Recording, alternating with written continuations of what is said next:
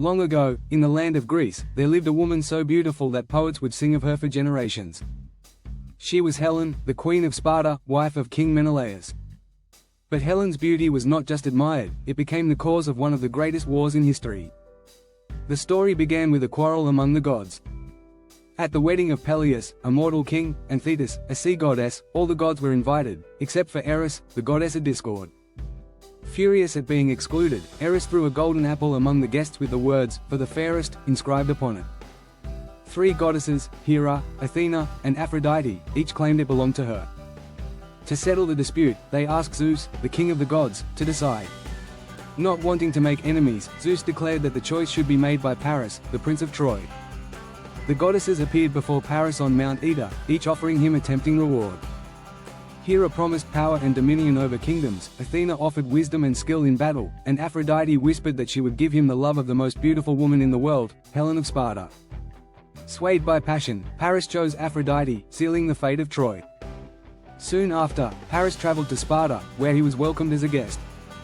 However, with Aphrodite's help, he seduced Helen, and together they fled to Troy. When Menelaus discovered that his wife had been taken, his grief turned to fury. He called upon his brother, Agamemnon, the powerful king of Mycenae, to help him reclaim her. Agamemnon, eager for glory, assembled the mightiest warriors of Greece, including Achilles, the fiercest warrior, Odysseus, the cunning strategist, and Ajax, the mighty giant. They set sail with a fleet of 1,000 ships toward Troy. For 9 years, the Greeks besieged the city, yet the Trojans, led by their noble prince Hector, fought bravely to defend their home. The battles raged, with neither side gaining the upper hand.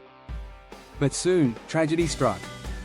Achilles, the Greeks' greatest champion, quarreled with Agamemnon and withdrew from the fight.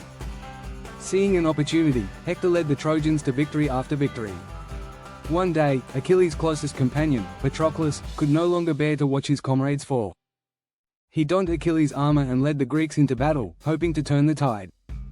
However, Hector mistook him for Achilles and slew him in combat.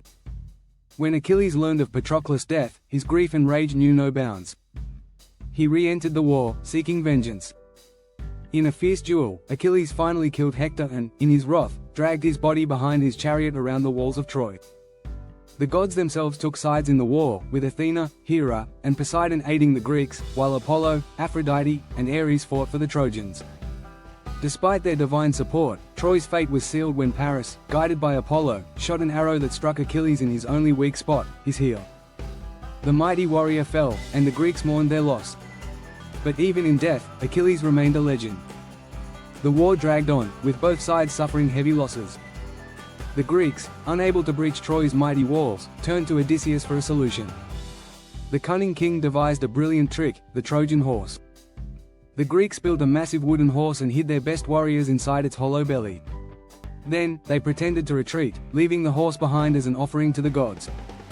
The Trojans, believing they had won the war, brought the horse into their city as a trophy. That night, while they celebrated, the Greek warriors crept out of the horse and opened the gates for their returning army.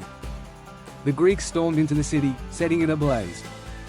King Priam was slain, Hector's young son was thrown from the walls, and Troy fell in flames. Helen, the woman at the heart of the war, was found and taken back to Sparta by Menelaus. Paris had been killed, and the once great city of Troy lay in ruins. The Greeks had won, but their victory came at a terrible cost. Many, including Agamemnon, would meet tragic fates upon returning home. Odysseus, the mastermind behind the Trojan horse, would endure a 10-year journey filled with trials before reaching Ithaca. Thus ended the Great Trojan War, a tale of love, betrayal, heroism, and fate. It was a war that proved that the desires of gods and men could shape the destiny of nations, and its legend would be told for centuries to come in the epic poems the Iliad and the Odyssey.